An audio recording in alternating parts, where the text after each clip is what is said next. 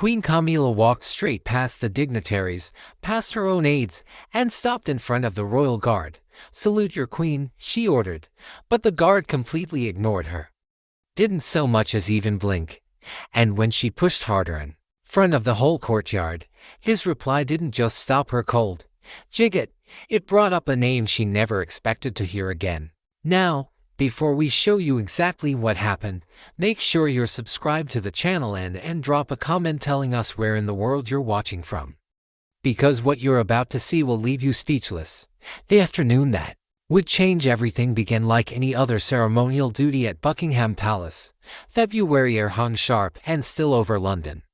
The kind of cold that cuts through wool coats and makes tourists huddle closer together behind the rope barriers. The sky was gray steel, heavy with the weight of winter and secrets that had been buried too long. The wind was sharp enough to make the Union Jacks snap like whips against their poles, and tourists huddled together behind the rope barriers, phones already out, hoping to catch something worth posting. It wasn't a major state occasion, just a formal welcome for some diplomatic envoy, but even the smallest royal ceremonies draw crowds. There's something magnetic about watching tradition unfold with clockwork precision. When the history books are written about this day, they'll mark it as the moment when 27 years of silence finally broke, when one man's refusal to salute became an earthquake that shook the very foundations of the British monarchy. Staff Sergeant Adrian Cole stood at the eastern edge of the forecourt like he'd been carved from the same stone as the palace behind him. 41 years old, tall and lean beneath that imposing black bear skin that added another foot to his height. His scarlet tunic was pressed so sharp you could have cut paper on the creases, every brass button catching the pale light like tiny mirrors. But here's what the tourists snapping photos didn't know about the man in the ceremonial uniform. Cole had earned his stillness in places where moving at the wrong moment could get you killed. He'd stood checkpoint duty in Afghan where the silence between heartbeats might be the only warning you got. He'd maintained position during mortar strikes in the Balkans, refusing to abandon his post until every civilian in his sector was clear. And there was something else the crowd couldn't know. In 1919, during his early service with the Household Division, Cole had been part of the discreet security detail assigned to Princess Diana during her final months. Not the obvious protection you'd see in photographs, but the kind that stayed in shadows, watching for threats that might come from unexpected directions. He'd been there the night she returned from that last trip to Paris, had seen the fear in her eyes that the newspapers never reported, had heard her quiet conversation with her private secretary about people who smile while they plan your disappearance. She'd pulled him aside that night, her voice barely above a whisper. "Adrien, if something happens to me, if there's an accident or I suddenly decide to retreat from public life, remember that I never wanted to disappear. Remember that some people get what they want by making their competition vanish." He tried to reassure her, told her she was being paranoid, but Diana had just shaken her head. "I've spent years learning to trust my instincts about people who threaten you while smiling. Tonight, looking into certain eyes, I see someone who's been planning conversations like this for months." Her hands had been trembling as she spoke. Cole remembered, not from cold, but from fear. "There are people in this family, Adrien, who see me as nothing more than an obstacle to their ambitions.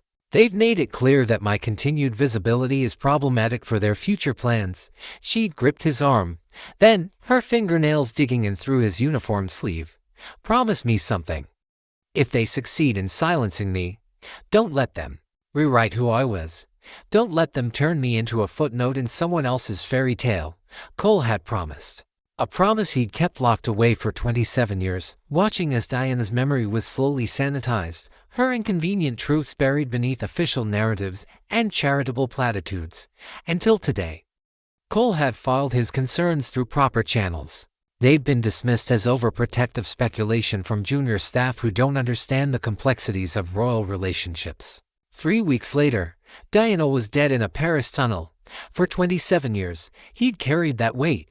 Today, looking across the forecourt, he had the strangest feeling that weight was about to shift. The kind of discipline that looked ceremonial to outsiders. For Cole, it was muscle memory from places where discipline meant survival. His eyes were fixed on that invisible point somewhere past the crowd, the thousand-eye stare that guards are famous for. Only his wasn't for show. It was the same focus that had kept him alive through 2 tours of duty, where being distracted for even a second could mean not coming home. The motorcade glided through the palace gates with that smooth, practiced precision you only see with royal movements, dark vehicles, tinted windows, police escorts that somehow managed to look both obvious and discreet. Palace staff moved into position with clipboards and practiced smiles, everyone knowing exactly where they needed to be. The central car came to a gentle stop. A liveried footman approached the rear door, glanced toward the senior protocol officer for the nod, then opened it with a flourish. Queen Camilla stepped out. She wore a tailored navy coat with subtle fur trim at the collar, the kind of expensive simplicity that screams money without being flashy about it. Her hat was positioned at exactly the right angle, her hair neat beneath it, her expression that carefully practiced smile she'd worn to thousands of these events over the years. She moved through the small reception line like she was following choreography, a handshake here, a murmured pleasantry there, a polite nod to the diplomatic guests who'd been waiting in the cold. At the rope barriers, she turned and gave a brief wave to the crowd, generating the expected ripple of cheers and camera clicks. Then her gaze swept across the line of ceremonial guards and stopped. Her eyes settled on Cole, standing motionless with his rifle held in perfect position, and something shifted in her expression. Not obviously, she was too practiced for that, but there was a tightening around her eyes, a pause that lasted just a beat too long, like she'd recognized something she hadn't expected to see. Or someone. Cole felt her stare, though his own never wavered from that distant point. 27 years was a long time, but some faces you don't forget, especially when they belong to people who'd made certain promises about what would happen to inconvenient witnesses. The planned route had her moving straight to the palace entrance after greeting the envoy, but halfway there, she did something that made every protocol officer in the forecourt tense up. She changed direction, not dramatically, just a subtle shift in her path that took her away from the reception line and toward the row of guards. Her aides, caught off guard, hurried to adjust their positions. A couple of palace officials exchanged quick glances. This wasn't on the schedule. The crowd noticed immediately. You could feel the shift in energy, that collective intake of breath that happens when people sense something unscripted is about to unfold.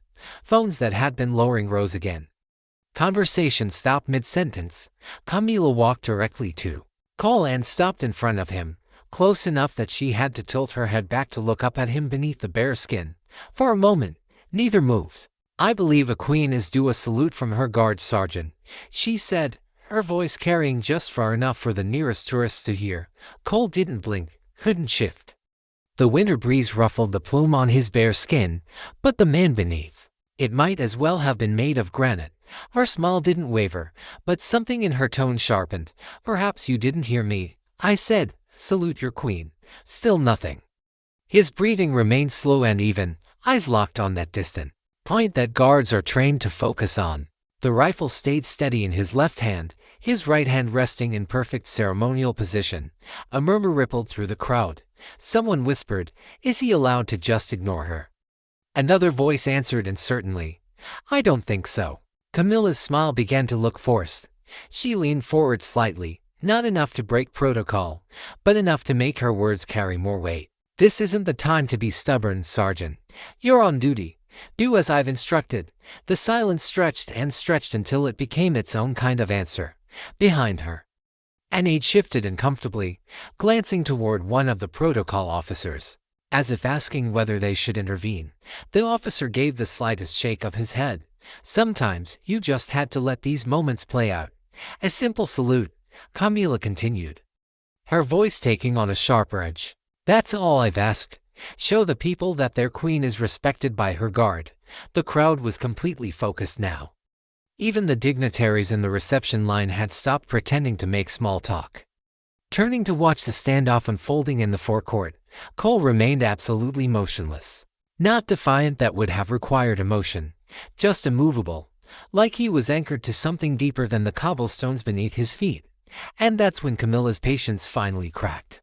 She straightened to her full height, her voice now pitched for the entire courtyard to hear.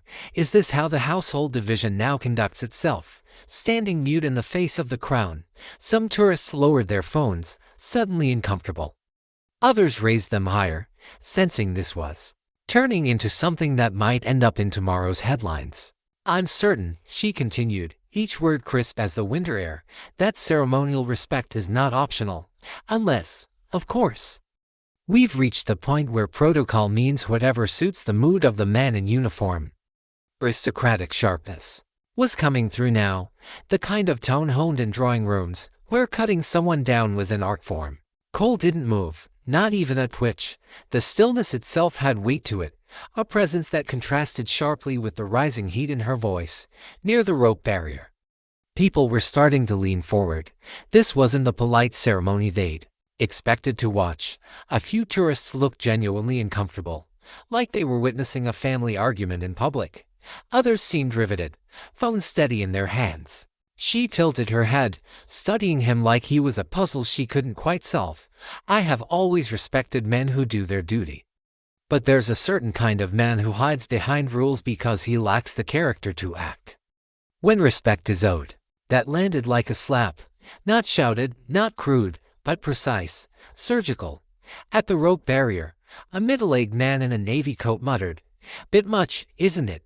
His wife glanced at him, but said nothing, though her expression suggested she agreed. An American tourist whispered to her companion, "Is she always like this?" The answer came back quietly, "This isn't normal." Behind Camilla, her lead aide was checking his watch and glancing toward the palace entrance. Whatever was supposed to happen next on the schedule was being delayed by this standoff. Protocol officers were having whispered conversations, trying to decide if they should intervene. Camilla's voice softened, but the edge remained razor-sharp. "You may think this is all theater, Sergeant, standing in the cold with a gun you'll never fire, but the monarchy runs on traditions like these, and you are here to uphold them, not rewrite them to suit yourself." Crowd's mood was shifting. What had started as curious amusement was becoming something else entirely. People looked uncomfortable now, like they were witnessing something they'd rather not see. Cole's rifle gleamed in the pale sunlight, its polished steel reflecting the gray sky above. His boots, polished to a mirror shine, didn't move a fraction on the ancient cobblestones. "A guard salutes the sovereign," Camilla said, gesturing toward him with one gloved hand. "A guard salutes those who stand for the sovereign. That is the law of this courtyard, and it has been so for centuries."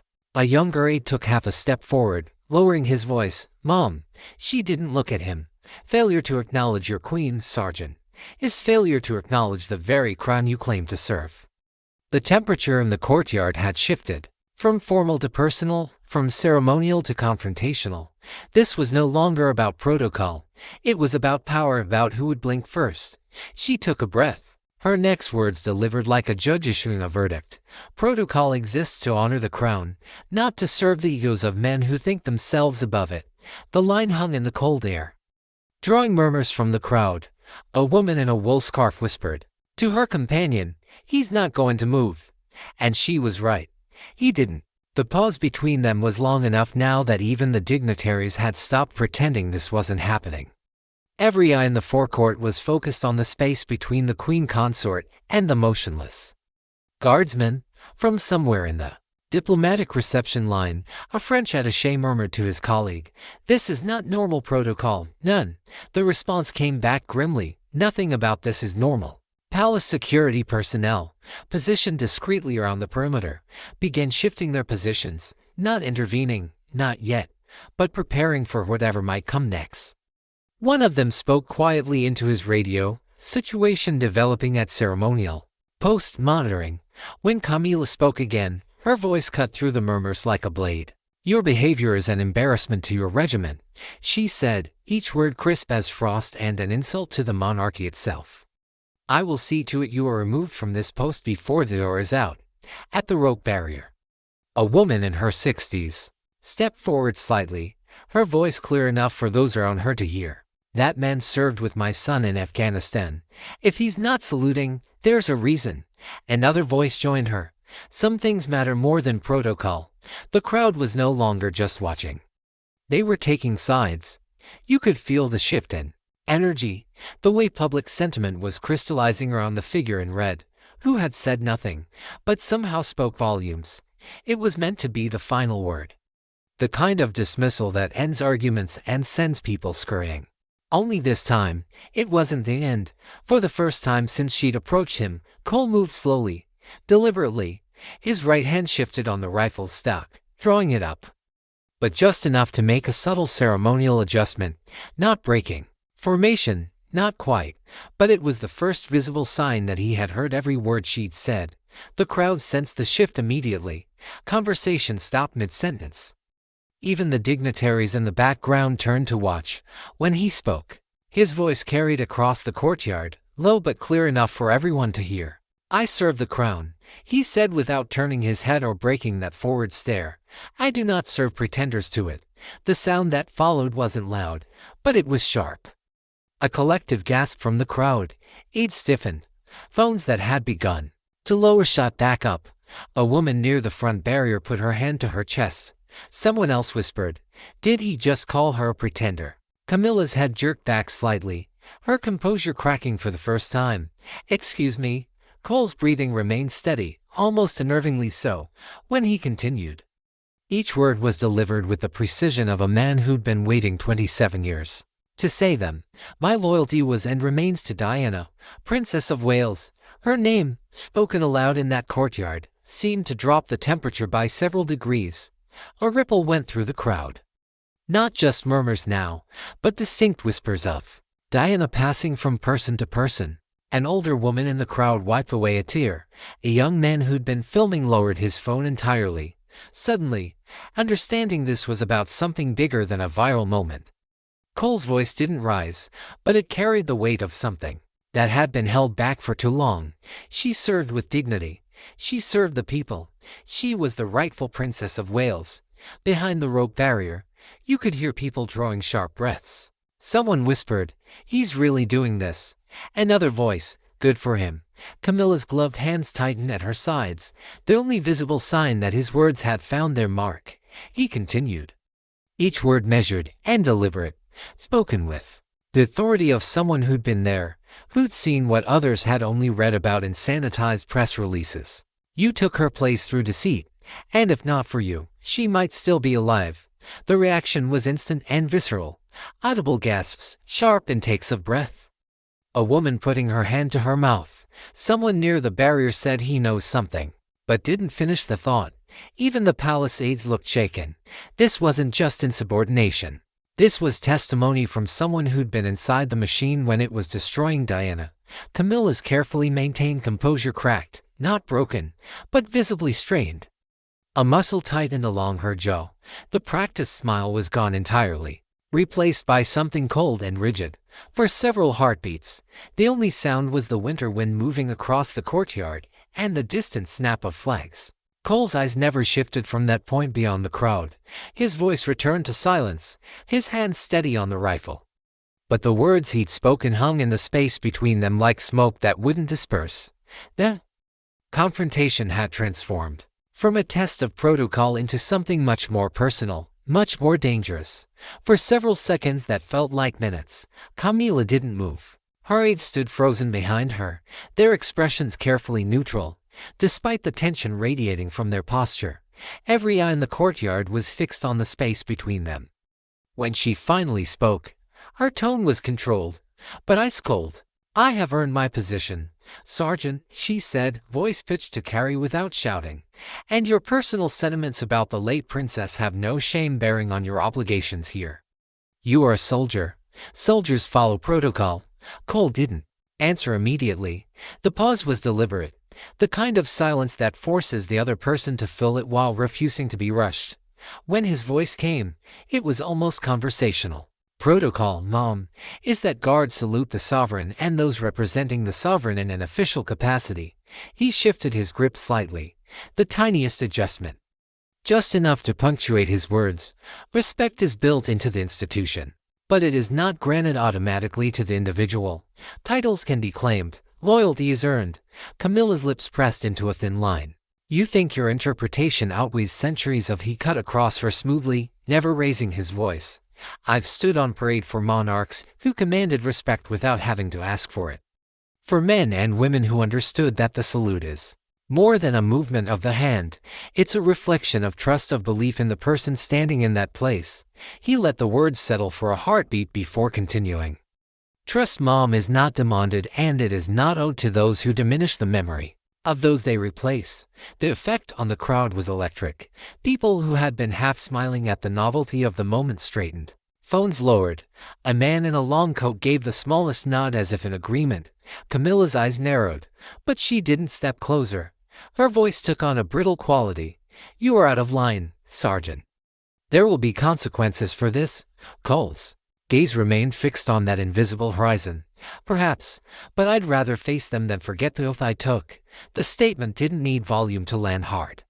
The quiet certainty made it more powerful than any shouted defiance could have been. For the first time since approaching him, Camilla's eyes flickered away just for a moment, but long enough for the observers to catch it. And once that kind of moment is noticed, it can't be unseen. The silence that followed wasn't awkward, it was decisive. The conversation had already been settled, even if neither party would admit it aloud. Somewhere at the rope barrier, a woman murmured, "He's not budging." Another voice answered quietly, "And she knows it." Camilla exhaled slowly through her nose, then turned slightly toward her aides, one step forward immediately, murmuring something too quiet for the crowd to hear. She gave a sharp nod. Without another word to Cole, she pivoted on her heel and began walking toward the palace entrance. Her aides closed around her like a protective screen, part formality, part shield from the rows of staring eyes. No apology, no final order. No victory claimed, just a retreat, quiet but unmistakable. As she disappeared through the archway, one of the protocol officers was already on his radio speaking in urgent clipped tones. This wasn't going to stay contained to the forecourt. By evening, every news outlet in London would be making calls, trying to confirm what their sources were already whispering. A senior palace aide approached the remaining security personnel, his face grim. Full media blackout on today's events. No statements, no confirmations, no details released to anyone. But it was too late for damage control. In the crowd, people were already uploading videos to social media. The hashtag #HadRememberDiana was beginning to trend. Royal correspondents across the city were receiving anonymous tips about explosive revelations at T. Palace. Within hours, this moment would be analyzed by experts, dissected by historians, and debated by anyone who'd ever questioned the official story of Diana's death. Cole had done more than refuse a salute. He'd reopened wounds the establishment had spent decades trying to heal. For several seconds after she disappeared through the palace archway, no one moved. The courtyard held its breath, waiting to see if the guard, who had just held his ground, would acknowledge what had passed. He didn't. Staff Sergeant Adrienne. Cole resumed the exact stillness he'd maintained before she approached, rifle in perfect ceremonial position, eyes locked on that distant point. If you'd walked into the forecourt at that moment, you might have thought nothing unusual had happened at all, but everyone who'd witnessed it knew better.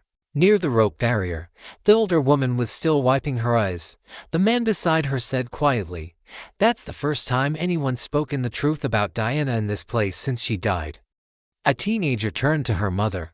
"Mom, what did he mean about Diana being alive?" Her mother's answer was careful but clear. "He meant some people get what they want by making sure their competition disappears, love. And not everyone who disappears chose to." The veteran with a regimental tie approached the barrier, addressing no one in particular, but speaking loud enough for several people to hear. "I served 32 years. I've seen good soldiers follow bad orders, and I've seen brave soldiers refuse to follow any orders at all. That man just showed us the difference between the two." A young woman with her phone still recording spoke to her camera. "I don't know what we just witnessed, but I know it mattered. That guard just risked his career to honor someone who's been gone for almost 30 years. That's not just duty, that's love."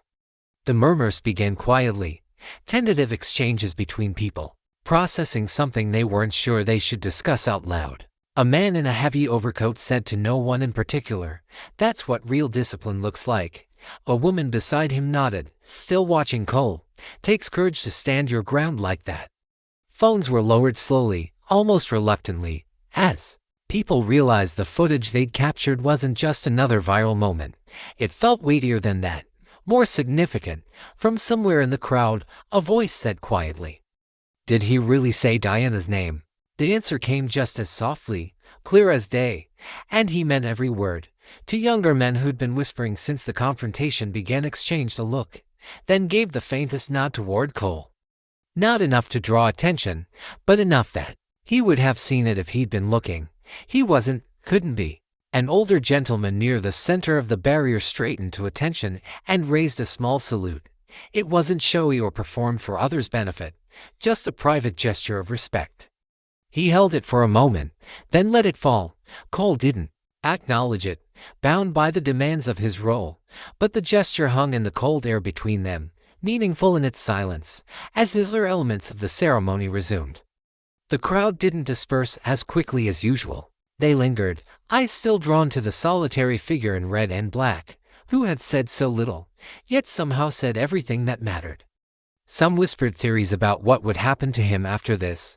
Others wondered whether the moment would make the news or be quietly buried by palace communications staff. But the absence of Camilla from the forecourt had shifted something fundamental. The space belonged to Cole again, and the stillness he projected filled it more completely than her presence ever had. By the time the last dignitary disappeared inside, and the forecourt began to empty, the pale afternoon light was fading to silver. Evening was settling over London like a soft blanket, but something had changed in that courtyard. Word was already spreading beyond the rope barriers. The American tourists were posting to social media. The British visitors were calling friends and family. Within hours, every royal correspondent in the city would be working their sources, trying to confirm what sounded too explosive to be true. A plain-clothed security officer approached from the side entrance, his destination clear, not to arrest Cole, that would create an even bigger spectacle, but to quietly relieve him of duty before this moment could escalate further. Man's radio crackled with instructions: discreet extraction, minimal visibility, priority is containment. Cole saw him coming in his peripheral vision. In about 30 seconds, his moment of truth would be over. 27 years of silence broken by 2 minutes of spoken reality. He thought of Diana's voice that last night. Don't let them turn me into a footnote in someone else's fairy tale. Mission accomplished. The security officer was 10 feet away now, his approach noticed by several people in the crowd. A woman called, "Don't you dare move him. He's the only one here telling the truth." Others joined her. "Leave him alone. He's done nothing wrong. Diana deserves to be remembered." For the first time in royal history, a crowd was actively defending a guard's right to break protocol. The security officer hesitated, looking back toward the palace for guidance. Sometimes the right action isn't the safe action. Cole knew what would come next. There would be disciplinary hearings, questions about his fitness for ceremonial duty, pressure to transfer him somewhere far from public view. His pension might be threatened, his service record questioned. But for the first time in 27 years, the weight he'd carried felt lighter. Diana's truth had been spoken where it mattered, in the place where she'd been erased from history by someone who'd been there when it happened. He remained exactly where he'd been since morning. Same perfect posture, same unwavering focus, same unshakable discipline. To anyone watching closely, it was the final lesson of the day. Authority might demand attention, but respect has to be earned, and sometimes the most powerful thing you can do is simply refuse to move. So, what do you think? Was Sergeant Cole right to refuse her demand for a salute? Should a royal guard ever break silence when provoked like this? Or does true discipline mean staying quiet no matter what's said? Drop your thoughts in the comments below. We read every single one, and these conversations matter more than you might think. If this moment moved you, if it reminded you that real strength doesn't need to shout to be heard, hit that like button. It honestly helps more than you know. Make sure to subscribe and tap that notification bell so you never miss our daily stories about the incredible men and women who guard these traditions. And if you know someone who could use a reminder that respect can't be demanded, only earned, share this video with them. There's another Royal Guard story already waiting for you on your screen. Click it now, and we'll see you tomorrow with another moment that proves the same truth over and over again. Real authority doesn't demand recognition, it simply stands. And when it does, even the loudest voices discover they have nothing left to